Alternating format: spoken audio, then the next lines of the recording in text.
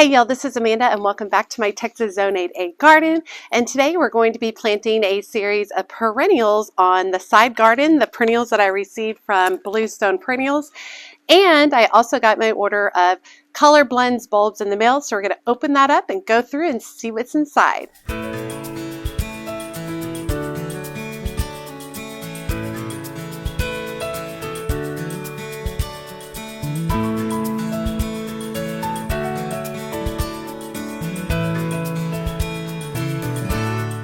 Okay y'all, so if you didn't see my video on Bluestone Perennials, I'll put that link below so you can check it out. And I got this order in, and basically all these plants have been hanging out in the trays. They've been enjoying the outdoors and they are loving life. They've just some of them have started blooming. I mean, they're so ready to go and they're so ready to get in the ground. I'm not going to be doing everything today. I'm going to be doing a series of 5 plants. I'm going to go ahead and talk to you about the ones that I'm going to be working on. The first one right here is the Salvia Windwalker in royal red, and this is a meadow sage, ruby red flowers, summer to fall, a hummingbird magnet, and an award winner. And this is full sun to partial shade, and it is 4 feet by 4 feet tall by 4 feet wide.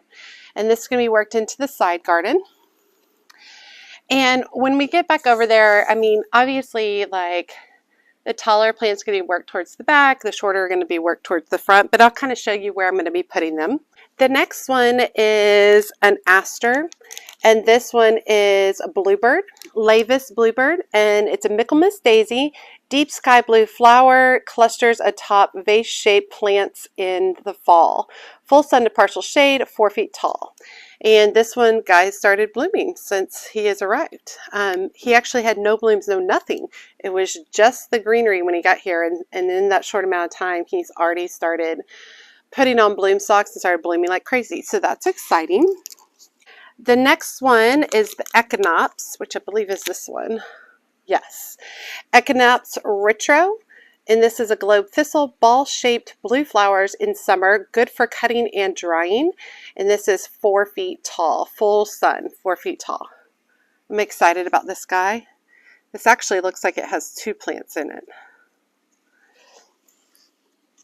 All right. The next is an additional aster. It's this one. And this one is called Aster Crimson Brocade. Michaelmas daisy, fall blooming magenta red flowers, full sun to partial shade, 30 to 36 inches tall. I'm really excited about all the asters that I'm going to be adding into the garden because it's going to give me a lot of fall color, which is something I've been wanting to add more of for the future. I don't want to always just depend on annuals for the fall.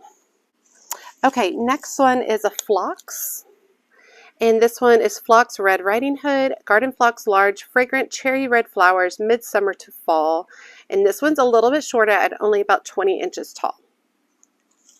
Okay, so those are the 5 perennials that we're going to be planting today. Yes, I still have a whole lot more, and I will be showing you guys where they're all going to go. I don't want to get too bonkers with like trying to get them all into the ground at one time because since these are perennials, there's a lot of thought process that goes into them, where they're going to be, what's going to be most successful, and how can I give them the longest life possible by the position that I put them in. So all very important. So what I'm going to do is I'll take you over to the side garden. I'm going to go ahead and place these out in the space, and then we'll talk about where they're each going to go. After that, we'll get them planted. Now, if you missed the video from yesterday regarding the shrubs that I added 5 shrubs yesterday. I'll drop that link to that video below so you can also check that out. But let me go ahead and place these where I'm thinking, and then we can all chat about it.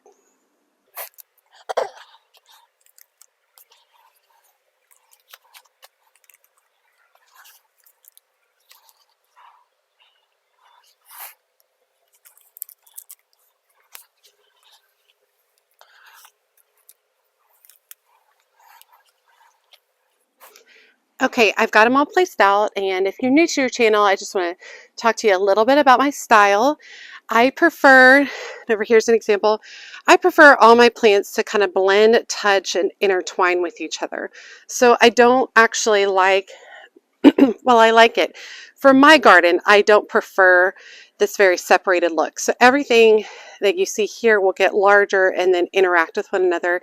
The idea that I don't really want to see much of the soil at all. That's the end goal for me. So let's talk about, right here is the aster bluebird, and this is the light blue aster. And you can see it interacting over here with this guara. Very pretty, light, ethereal look. It gets about 4 feet tall. So it should get around here. And I think that'll fill that space in nicely and help camouflage the downspout right there. Now, not far off, I've got an additional aster, and I kind of like them fairly close to one another. And this one is the crimson brocade. It's a little bit shorter in stature. You can see it's coloring compared to the other one. It's a little bit shorter in stature in that this one is only 30 to 36 inches, which I still really like that because it also still allows me to do something bold and really tall across the back. This one right here is the Salvia Windwalker. This does get about 4 feet tall. Love the idea that it would like grow up and intertwine perhaps with the Golden Falls. I think that'll look really good, and it's a bright bold red. So that'll look pretty amazing. Also a great cut flower. And then right down here I have the Red Riding Hood Phlox. So this is a red as also. So now this actually makes me second guess putting it right there. I'm thinking about moving it now because I don't want the two bold red plants right beside one another. So what if we take this guy? Let me think. What if we just work him in between? Because this is a lower guy. He's only about 20 inches. Nope, I think no. Let's go this direction. What if I move some of these rocks? Oy. Okay, I think this will work better. It's a lower growing phlox. I have kind of the pink magenta over there. Got the pale blue and the brighter red, the other brighter red across the garden. And this is only about 20 inches tall, so it'll still be way shorter than the boxwood right there. And I think that'll be really good. The plants along this area, specifically phlox on this side, they tend to reach forward for the sun. So that should fall forward and fill that space really well.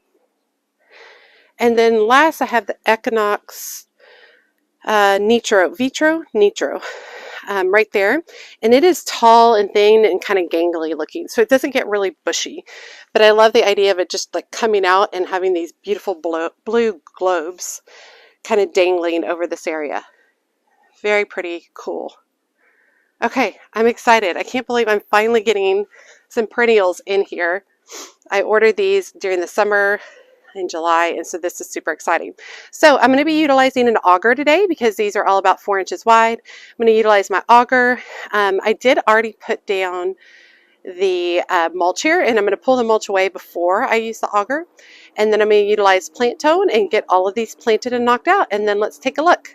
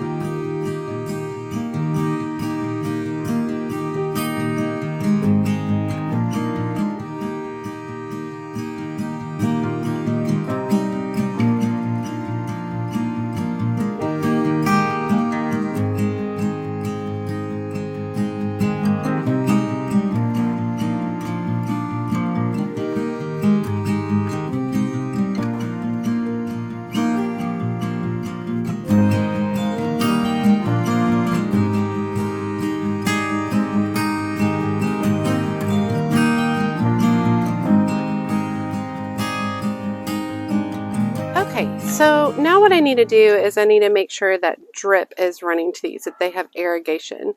And there is, somewhere around here is a drip line. Not sure where it is. Let me start back over here. It's a little more far forward. All right, so here it is right here. Okay, so this guy is right at a junction. And he does have a drip there, so I'm not going to stress about him. This one had a drip, but this one back over here, the Crimson Brocade, did not. So let me go back over there and add in a button dripper. So to add in a button dripper, what I'm going to do is I'm going to use my drip line punch. I'm going to punch a hole right on the top. And then I'm going to pop in one of my button drippers, and I'll put up a picture of exactly what this is. And then there we go. And then you can use a stake if you need to bring it a little bit closer. I'm going to bring it just a couple of inches closer and then cover it back up. Easy peasy. So actually, the other two plants over here have drippers, and then the other two plants, the Echinops and the Salvia, are both so drought tolerant that I'm not really stressed about giving them a ton of water at this point in time. I'll evaluate them throughout the season. Next season, decide if I need to add some. Okay, really like it. I'm so excited to finally get some perennials in here. I just want it to be like this swarm of color over here. I want to try a lot of different things. And I'm cool, like, you know, moving things. Like if a perennial doesn't work here, I'll dig it up and put it somewhere else. I'm excited. I cannot wait for next year already. Okay, just a little peek coming around the corner here. Garden's really pretty. This area is in shade until about noon. Everything is just magnificent. The colors have helped, or the cooler temps have helped so much. Look how beautiful. And look at all the plants up there on the porch that I still need to plant. Got those perennials. We got all of these perennials and annuals. We got several perennials back there. We got a lot. I recently got a Vigo garden, if any of y'all are familiar with them. Extra tall, 9-in-1 modular metal raised bed. They sent me this to try out. This is going to go in my shade garden. So I am not ready to build it yet, but it's heavy, so I haven't moved it yet. Okay, let's look at the Colorblends bulbs that I just got in the mail. Okay, so I'm using my box from the other day from the Proven Winners order to prop this up so you guys can see. So this is my order from Colorblends. Now, for a long time, I thought that Colorblends was a wholesale only bulb location until several of y'all told me, nah, you can totally buy from there. I'm very excited to see what the product is because I was super happy with the pricing. So let's take a look and see. I ordered about 400 bulbs, which sounds ridiculous, right? But a lot of them are tiny bulbs. A lot of them are like muscari or allium, and I mean like tiny allium. So while it sounds like a ridiculous amount, it's actually not as much as you would think. Let's see. They sent me a bag.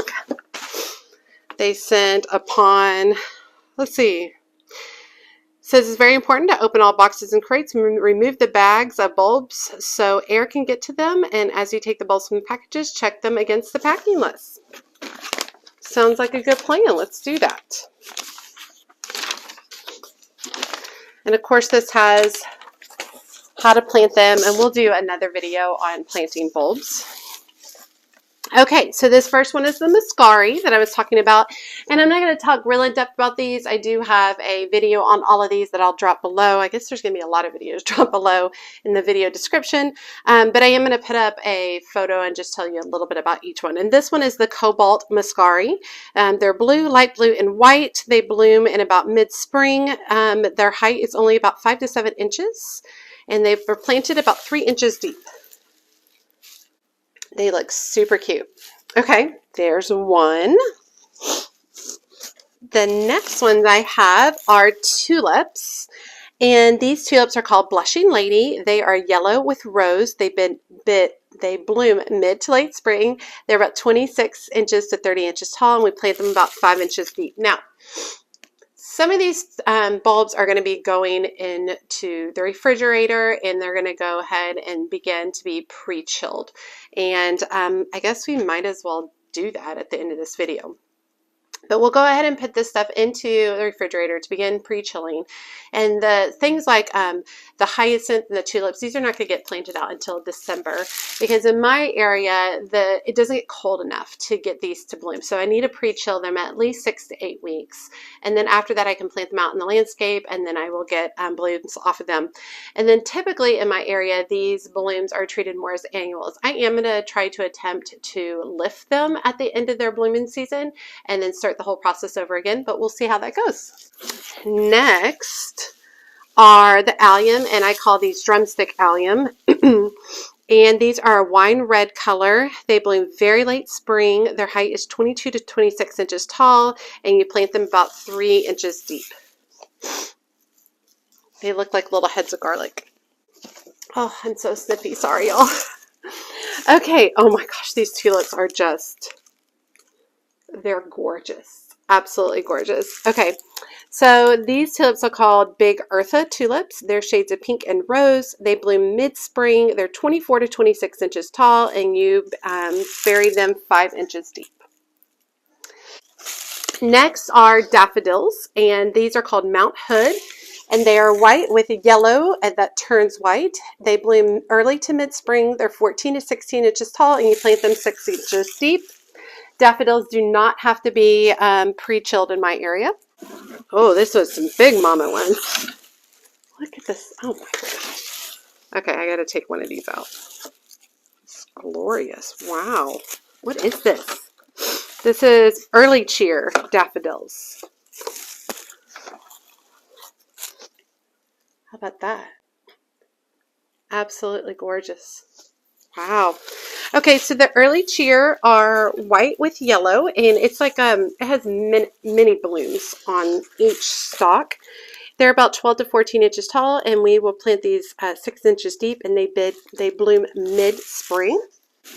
Next, we have Angelique tulips, and these are pink with white. They bloom late spring. They're 15 to 17 inches tall, and we bury them 5 inches deep, and these will be pre-chilled. Now, I think a lot of places you can order a lot of these things pre-chilled. It just kind of depends. I don't recall seeing an option for that, but which is fine because I'm capable of, chilling these myself. But if you don't feel comfortable with it, you might be able to locate a company that can do that for you, or just send you pre-chilled bulbs. Okay, this next one is hyacinth, and it's called etouffee. It's a mix of pastel colors. They bloom early spring, and their height is 8 to 10 inches, and we bury them 5 inches deep, and the hyacinth do need to be pre-chilled. And last but not least, oh no, there's 2 in here. This one is Schuberti allium, and they're a light rose color. They bloom very late spring. They're 18 to 22 inches tall, and we're going to bury them 6 inches deep. And then finally, we have Glove Master allium, and their color is lilac to pink. They bloom very late spring, 34 to 38 inches tall, and we're going to bury them 7 inches deep. And let's go ahead and look at one of these, because these are big mamas. Look at that. Wow. All right. Exciting. Okay, so we'll definitely be doing a series on planting out a bunch of these bulbs. And I'm not going to make you watch me plant 400 bulbs, but we will. I'll put it to some nice music, and then we'll jump through it. And we'll mainly just talk about how to plant bulbs and where to plant bulbs, and all that kind of stuff. But let's go ahead and get those other ones that need to be pre-chilled. Let's just go ahead and get them tucked away in the refrigerator. Okay, so pre-chilling is pretty easy. Basically, what I'm going to do is I'm going to probably just tuck them back. Typically, my top shelf tends to be the coldest shelf, so I think I'm going to go ahead and tuck them back into that particular shelf. I'm not going to be storing any kind of fruit, anything that's kind of acidic in here. And I always suggest that if you have an extra refrigerator that you seal it, like if you have like a beverage fridge like this is, you always store it in there. So I've just got those tucked in. No big deal. The only thing that is like drink or whatever is if we happen to have, like I just made a big pot of chili, you know, I'll put that in here.